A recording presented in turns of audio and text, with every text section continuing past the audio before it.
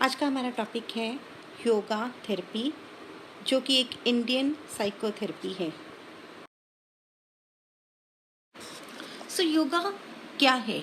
योगा एक बहुत पुराना मेथड है। It's an age old method जो इंसान को इस प्रकार से जीना सिखाता है ताकि वो खुद और उसकी जो कुदरत है वो दोनों एक दूसरे के साथ संतुलन में रह सके। अगर हम दूसरे शब्दों में बात करें तो योगा क्या है? योगा एक ऐसी प्रैक्टिस है जो हमारी बॉडी की जो रिदम्स हैं उनको बैलेंस आउट करता है। किसके साथ बैलेंस करता है? हमारी नेचर के रिदम्स के साथ। और इसका अल्टीमेट रिजल्ट क्या है? इसका अल्टीमेट रिजल्ट ये होता है कि हमारी जो हेल्थ है वो हमें कंप्लीट हेल्थ मिलती है। जैसे कि WHO कहता है, health is not absence of disease. Health का मतलब ये नहीं है कि तुम्हें कोई बीमारी नहीं है। हेल्थ का मतलब ये है कि तुम फिजिकली, सोशली और मेंटली हेल्दी हो। तो हमें कंप्लीट हेल्थ का मीनिंग सोशल, मेंटल और physical health, healthy mind in a healthy body तभी मिल सकता है जब हम योगा को सही तरीके से प्रैक्टिस करें। योगा जो है इसको हम इंडिजिनियस थेरेपी कहते हैं, इसको हम देसी इलाज कहते हैं। योगा के बारे में हमें अपने एशियंट इंडियन लिटरेचर में काफ़ी कुछ मिलता है। एशियंट इंडियन लिटरेचर में हम क्या कुछ इंक्लूड कर सकते हैं, जैसे अथर्ववेद, चरक संहिता, अष्टांग संग्रह, योग सूत्र आदि। इन सब में हमें योगा के बारे में रेफरेंसेस मिलते हैं। योग जो है ओरिजिनली हमें पतंजलि ने दिया था, और लेकिन आज के युग में हर घर में जो योगा है इसके बारे में जो ज्ञान है, जो इसके बारे में हमें पता चला है, वो मीडिया के थ्रू पता चला है। तब ये योगा है क्या? अगर हम योगा की बात करें, योगा जो है एक स्टेप बाई स्टेप प्रोसीजर है जिससे कि हमारी जो बॉडी है उसके बैलेंसेस, उसकी जो संतुलित अवस्था है वो वापस हमें मिल सकती है। और इसमें हमारी बॉडी की इनर और आउटर दोनों सिस्टम जो है वो इंक्लूडेड होते हैं। और ये जो स्टेप्स क्या हैं, इसमें ब्रीदिंग एक्सरसाइजेस हैं, डिफरेंट पोस्चर्स हैं जिसमें स्ट्रेचिंग भी आता है, और मेडिटेशन जो है ये भी इसका एक अहम हिस्सा है। जो योगा है इसमें हमारी ब्रीदिंग की जो कोऑर्डिनेशन है, जब हम सांस लेते हैं उसकी जो कोऑर्डिनेशन है बॉडी की मूवमेंट के साथ बहुत ज़रूरी है। और हमारा ध्यान किधर रहता है? हमारा ध्यान हमारी बॉडी को महसूस करने की तरफ रहता है। वी सेंस आवर बॉडी, उसकी मूवमेंट्स को सेंस करते हैं और उसको स्टिल भी रखते हैं। एट द सेम टाइम जो इनर मूवमेंट्स हैं उसके बारे में हमें ज्ञान हासिल होता है, जिससे हमें अपने बारे में ज़्यादा पता चलता है, जो हमारी सेल्फ अवेयरनेस को काफ़ी इंक्रीज करता है। पतंजलि ने क्या कहा था? Patanjali said yoga is attaining knowledge of the true self and prescribe steps for direct experience of the self. तो पतंजलि के मुताबिक योगा का मेन मकसद क्या है? उसका मकसद यही है कि हम ज्ञान को हासिल करें। किस चीज़ का ज्ञान? हमारा अपने बारे में ज्ञान कि हम हैं क्या, और उस चीज़ को हासिल करने के लिए उसने हमें कई सारे स्टेप्स जो हैं उनका एक क्रम दिया है ताकि हम खुद को महसूस कर सकें और हम खुद को समझ सकें। किरण राव 2010 इसने भी योगा के बारे में बताया। इसने कहा yogic exercise helps the individual attain mental peace and tranquillity.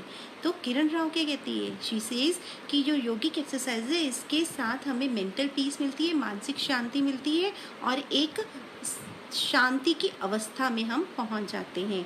Yoga जो है इसके अगर हम फ़ायदे देखने निकलें तो योगा जो है it has been find to be very beneficial for health and performance even at higher altitudes. तो हिमश्री, मोहन और सिंह 2016 ने जो स्टडी करा है उससे उन्होंने कंक्लूड करा है कि अगर हम ज़्यादा ऊंचाई पे चले जाते हैं तब भी योगा जो है हमारी हेल्थ और हमारी परफॉर्मेंस के लिए काफ़ी अहम भूमिका निभा सकता है। अब हम बात करेंगे components of yogic exercise. Components of yogic exercise में जो फर्स्ट कंपोनेंट है वो है मेडिटेटिव और contemplative component, which is a non competitive and non judgmental. अब जो मेडिटेशन है उसमें बेसिकली हमने क्या करना होता है?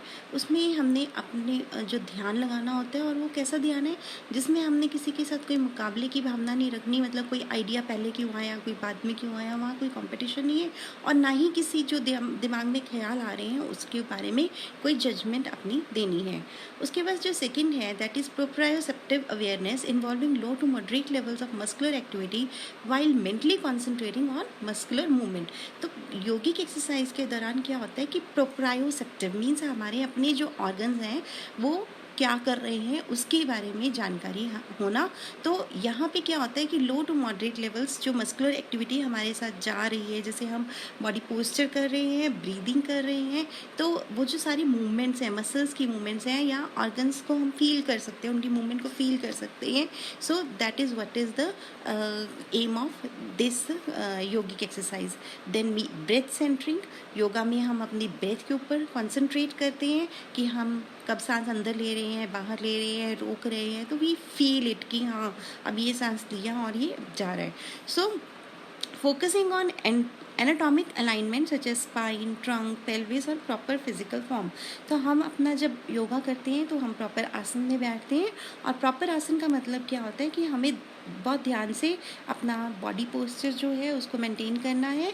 उसमें आता है कि स्पाइन, ट्रंक जो भी है कि उसकी क्या पोजीशन है, पेल्विस, प्रॉपर फिजिकल फॉर्म में हम लोग योगा को एक्सरसाइज करते हैं, योगा कह सकते हैं कि योगा करते हैं।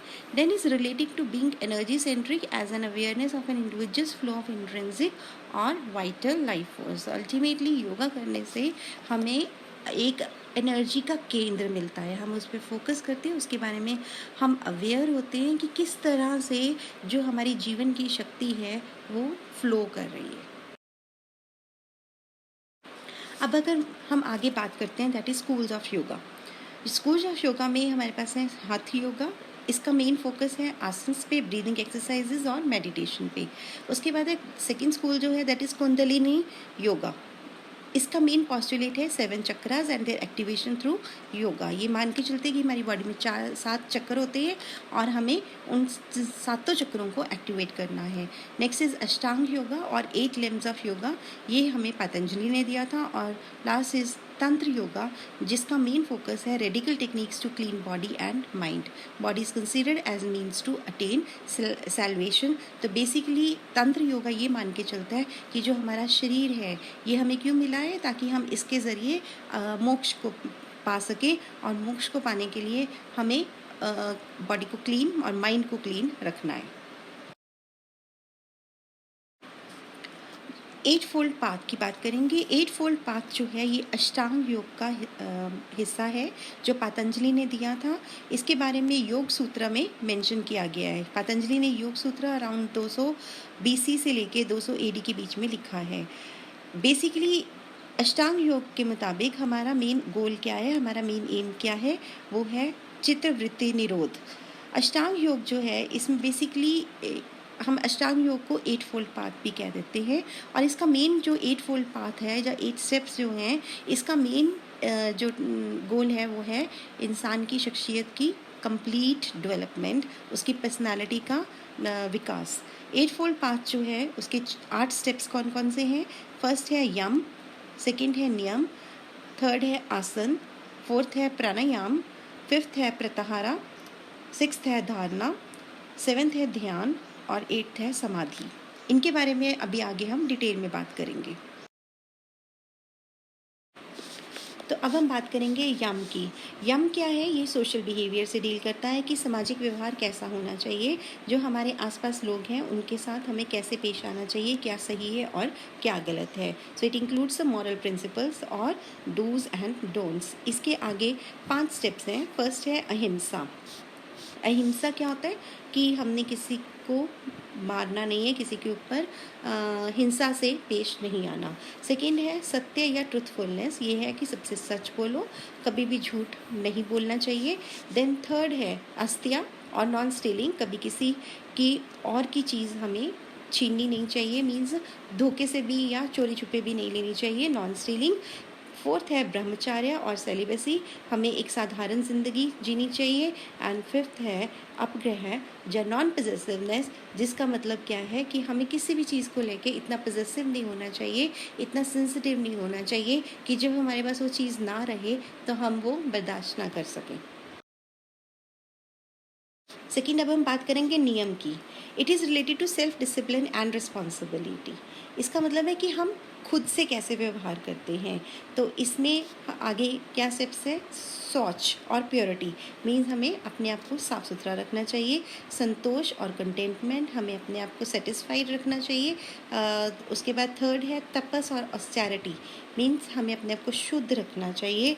और स्वाध्याय और study of the secret text, हमें अपने आप अध्ययन करते रहना चाहिए। किस चीज़ का अध्ययन? सीक्रेट टेक्स्ट का अध्ययन करता रहना चाहिए।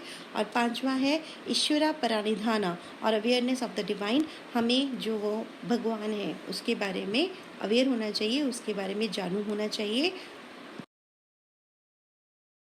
नेक्स्ट स्टेप है दैट इज आसनास। ये सभी 8 फोल्ड पाथ का हिस्सा है। तो हम तीसरे उस पर आगे 8 फोल्ड पाथ का जो तीसरा स्टेप है आसन। आसन क्या है? Specific body postures that help in making the mind and body stable, जो हमारी मन और शरीर को संतुलित बनाने में, स्थिर बनाने में सहायक होते हैं, वो body postures. These asanas help in the activation of psychophysical system of the body. Asanas are further of 3 types: meditative, stretching and relative. तो बेसिकली 3 तरह के आसन्स होते हैं। मेडिटेटिव, जिसमें हमने ध्यान लगाना होता है और मेडिटेशन करना होता है। सेकेंड होते हैं स्ट्रेचिंग, जिसमें हम बॉडी की सारी मसल्स को स्ट्रेच करते हैं।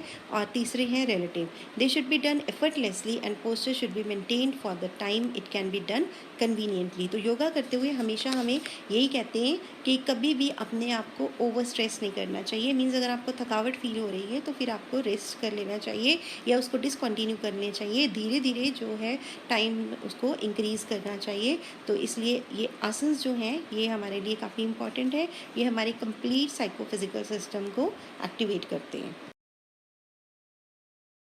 नेक्स्ट है फोर्थ प्राणायाम। प्राणायाम है, इसमें आता है ब्रीदिंग रेगुलेशन, जिसमें हम प्राणायाम में कैसे अनुलोम विलोम की बात करते हैं। तो ये क्या है? हम अपनी ब्रीदिंग को रेगुलेट करते हैं। It includes inhaling, holding breath and exhaling. This helps in purification. ये हमारी बॉडी की इंटरनल शुद्धता के लिए काफ़ी हेल्पफुल होता है। It improves concentration and ability to meditate by removing distractions from the mind. तो बेसिकली ये हमारे माइंड को ट्रेन भी करता है, जिससे हम ध्यान लगा पाते हैं। मीन्स हम आसपास की जो बातें हैं उनसे डिस्ट्रैक्ट नहीं होते हैं और हमारी जो ध्यान लगाने की एबिलिटी है वो इम्प्रूव होती है।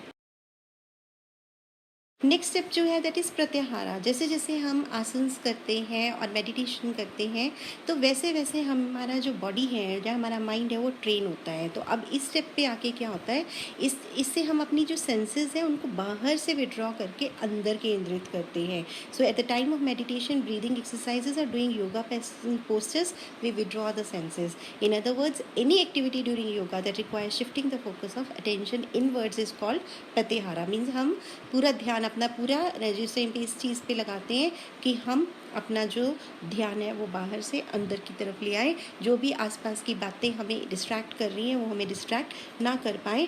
और while doing yoga one is distracted and concentration is like a battle with the distracting senses. तो आमतौर पे जब भी हम योगा शुरू करते हैं तो हमारा मन जैसे चंचल होता है, वो इधर उधर भागता है। बहुत सारे हमारे ध्यान में बहुत सारी चीज़ें आती हैं। कई बातें जो हम सोच भी नहीं रहे होते वो भी हमारे दिमाग में आती है। तो एक तरह से एक युद्ध होता है, जो दिमाग में इतना कुछ चल रहा है उसमें से निकल के अपने सेल्फ पे कंसंट्रेट करने का। नेक्स्ट स्टेप इज़ धारणा और कंसंट्रेशन। तो बेसिकली इसमें क्या होता है, हम एक जगह पे कंसंट्रेट करते हैं, ध्यान लगाना। So dharana, it is training the mind to focus on one point और image. Concentration is binding thought in one place, means एक ही चीज़ पे तुम्हें ध्यान केंद्रित करना है। कई बार आपने देखा होगा लोग कैंडल के ऊपर ध्यान केंद्रित करते हैं, तो कोई इमेज भी हो सकता है। तो it all is your choice, but basic इसका है धारणा मीन्स ध्यान लगाना। The main objective is to still the mind, अपने मन को स्थिर करना। The thoughts are pushed away, जो आपके आसपास के ख्याल आपके दिमाग में आ रहे हैं उनको बाहर निकालना। Mind is fix eight one point like candle flame, मंत्र कुछ भी हो सकता है। And this focus should be effortless, means आपको बहुत ज़्यादा स्ट्रगल ना करना पड़े। आप बड़े आराम से उसको अपने आप को ध्यान लगा के बैठ सको। And mind concentration is realise when sense of time passing is felt, means जब हमारी कंसंट्रेशन इतनी ज़्यादा हो जाती है कि हमें टाइम कैसे पास हो रहा है वो भी पता नहीं चलता, तो दैट इज़ द अल्टीमेट धारणा या कंसंट्रेशन। अब जो नेक्स्ट स्टेप है, the 7th step, that is ध्यान। ध्यान is meditation without any disturbance. अब मतलब धारणा से नेक्स्ट पे तुम पहुंच गए हो जहाँ पे तुम ध्यान लगा पा रहे हो। The aim is to know and be with the universe. तुम अपने आप को ऐसे लगता है कि जो तुम्हारा ब्रह्मांड है उसका एक उसके साथ जुड़ गए हो. The main difference between concentration and meditation is that in the former one is aware of the distraction and the latter there is calmness in the in the self reflected in all the activities, be it work, shopping or at a party. Means ध्यान जब हम लगाने में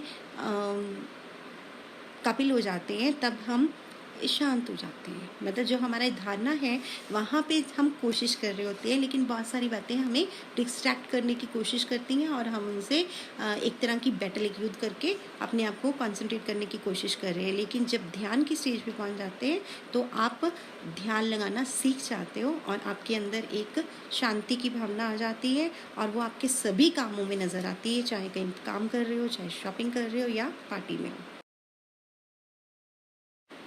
अब हम last step 8 fold path के 8 step की बात करते हैं. इसको बोलते हैं समाधि. अब जब समाधि में जब बंदा चला जाता है, ये तो मतलब एक 8 फोल्ड पाथ का गोल है. इसमें क्या होता है, ये एक ऐसी स्टेट है, एक ऐसी स्थिति है जहाँ पे जानने वाला और जिसको तुम जानना चाहते हो वो एक ही बन जाते हैं और इसी को हम एनलाइटनमेंट कहते हैं. परमहंस योगानंदा ने कहा it's a state of God union. ऐसे लगता है ये वो स्थिति है जहाँ पे तुमने भगवान को पा लिया हो, तुम उसके साथ एक हो गए हो.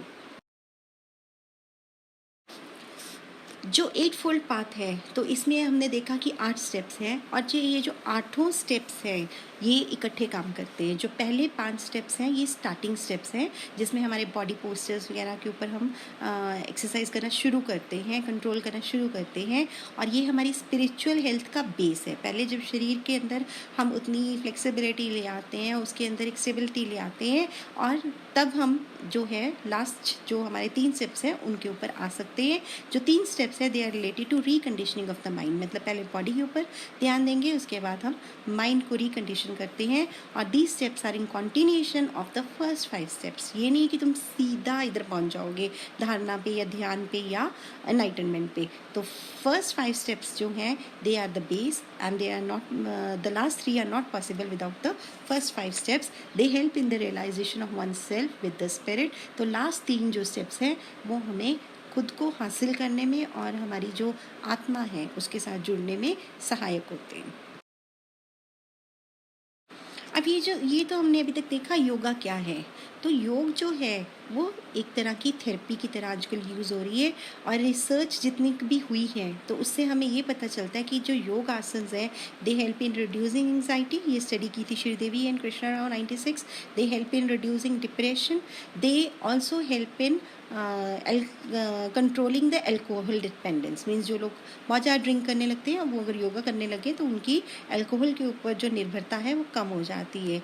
और इस attention deficient hyperactivity disorder, जिन लोगों को ADHD है वो अगर योगा करते हैं तो उनका भी जो अटेंशन डेफिशिएंट है वो कम हो जाता है और वो भी थोड़ा बहुत ध्यान लगाना सीख सकते हैं. And somatoform disorders. अब योगा काम कैसे करती है. The practice of yoga helps in synchronising movement with the breathing. हमने देखा कि जब आसन हम कर रहे हैं तो वहाँ पे मूवमेंट और ब्रीदिंग के अंदर कोऑर्डिनेशन शुरू होती है. This draws the attention to the sensations caused by the movement and stillness. वहाँ पे हमने किया था कि हम अपनी बॉडी की मूवमेंट्स को फील करना शुरू करते हैं. बॉडी स्थिर भी है लेकिन जो हमारी इंटरनल मूवमेंट्स है, जो थोड़ी बहुत मस्कुलर मूवमेंट्स हैं उनको हम महसूस करना सीखते हैं. This in turn increases the body awareness. तो इससे हमें अपनी बॉडी के बारे में जानकारी बढ़ जाती है and this makes the person sensitive to his or her own inner processes. तो हमारे जो इंटरनल प्रोसेसेस हैं उसके बारे में हम जानू होते हैं, हम उसको महसूस करना सीखते हैं. And it has been found that the yoga and its asanas help in removing the emotional blocks and its associated muscle tensions. Means कई लोग होते हैं जो इमोशनल बहुत ज़्यादा होते हैं या कई बार एक्सप्रेस नहीं कर पाते, तो योगा से वो इमोशनल ब्लॉक्स भी रिमूव हो जाते हैं और उनकी जो मस्कुलर टेंशन है वो कम हो जाती है. And this helps in coping with occupational stress. Then practice of yoga over a period of time it helps in attain voluntary control of the autonomic processes, thus helping in increasing the ability to cope with the stress. तो हमने देखा है कि stress में हमारा autonomic nervous system जो है वो भी इंक्लूडेड होता है. तो ये जो योगा है अगर हम इसको लगातार प्रैक्टिस करते हैं तो हमारा अपनी मसल्स के ऊपर और अपने जो बॉडी के डिफरेंट ऑर्गन्स हैं उनके ऊपर हमारा जो कंट्रोल है, नियंत्रण है वो बढ़ जाता है, जिससे हम जिससे हम स्ट्रेस को बेटर कोप अप कर पाते हैं। और Sudarshan Kriya yoga it has prove to be effective in dysthymic disorder. Dysthymic disorder is again depression. तो इसमें सुदर्शन क्रिया योगा है, इसका काफ़ी मीन्स इफेक्टिव प्रूव हुई है, तो जो भी रिसर्च हुई है। नाउ अब हम देखते हैं कि मेडिटेशन में ऐसा क्या है जिसकी वजह से उसको हम इतना प्रेफर करते हैं for physical and mental health. Meditation जो है it's a physiological state in which the metabolic activity is less and hence there is a physical and mental relaxation along with enhance psychological and emotional balances. तो जो meditation की time है वो एक ऐसी शारीरिक अवस्था है, ऐसी स्थिति है जिसमें जो तुम्हारी बॉडी के अंदर अलग अलग एक्टिविटीज़ चल रही है मेटाबॉलिक, वो कम हो जाती हैं और उस टाइम पे फिज़िकली और मेंटली दोनों तरह से हमारी बॉडी रिलैक्स होती है, जिसकी वजह से वो जो हमारे साइकोलॉजिकल और इमोशनल बैलेंस हो जाते हैं, संतुलित हो जाता है, संवेग और मानसिक क्रियाएं जो हैं वो संतुलित हो जाती हैं। Meditation leads to feeling of calmness.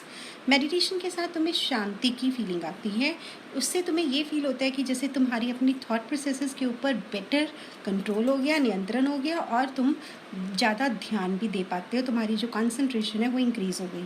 Meditation is being use as one of the available remedies for treatment of illness. तो इस जो मेडिटेशन है आजकल आप देखोगे कि हम हर जो बीमारी है उसमें मेडिटेशन जो है वो सजेस्ट करते हैं, क्योंकि मेडिटेशन जो है वो नेचुरल तरीके से आपकी बॉडी को रिचार्ज करता है, रिकवर करता है। The main idea behind meditation is to concentrate on the body mind and feelings without any critical analysis. तो बिना किसी आलोचना के हमने सिर्फ अपने शरीर पे, अपने मन पे और अपनी फीलिंग्स, अपने एहसासों के ऊपर ध्यान देना होता है और इससे ही आपकी बॉडी जो है वो बेटर फील करती है। अब जो मेडिटेशन है क्या एक तरह की होती है? नहीं, मेडिटेशन जो है कई तरह की है। जैसे यहाँ हम बात करेंगे सहज योग। सहज योग क्या है? जिसमें हम अंदरूनी बदलाव लेके आते हैं, जिनकी वजह से हम ज़्यादा मॉरल और हमारी जो मैं है, हमारा जो सेल्फ है वो एकाग्र होता है, यूनिफाइड होता है और संतुलित होता है। तो बेसिकली ये जो एक अलग तरह की मेडिटेशन है जिसमें हम अपने विचारों में बदलाव लेके आते हैं, अपनी सोच में बदलाव लेके आते हैं।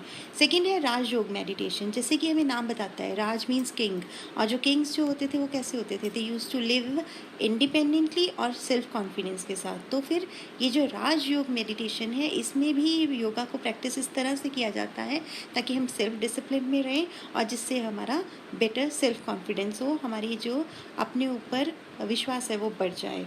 इसको हम अष्टांग योग कहते हैं, जो अभी तक हमने डिस्कस करा है, 8 path. This is all part of Rajyoga. उसके बाद नेक्स्ट आता है विपासना। विपासना जो होता है ये एक तरह की मेडिटेशन है जिसमें हम अपने आप को वैसे ही देखते हैं जैसे हम असल में हैं।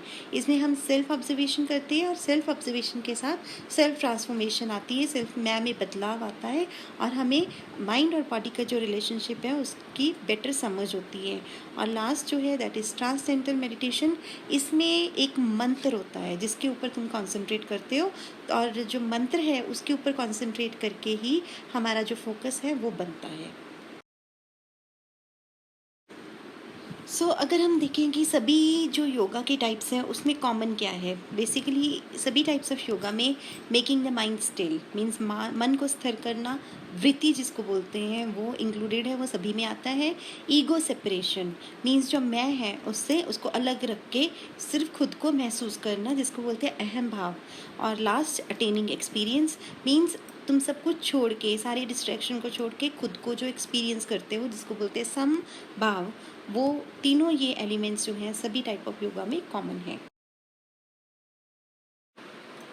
इन द एंड हम ये कह सकते हैं कि योगा के मुताबिक जीने का मतलब है मॉरली जीना, एथिकली जीना, और जिसमें यमास और नियमास दोनों हैं। 5 जो यमास हैं जैसे कि हमने किया था पहले, truth, non violence, moderation in activities, non stealing and non hoarding. और जो 5 नियमास हैं cleanliness, contentment, austerity, self introspection and surrender to a higher principle in life respectively.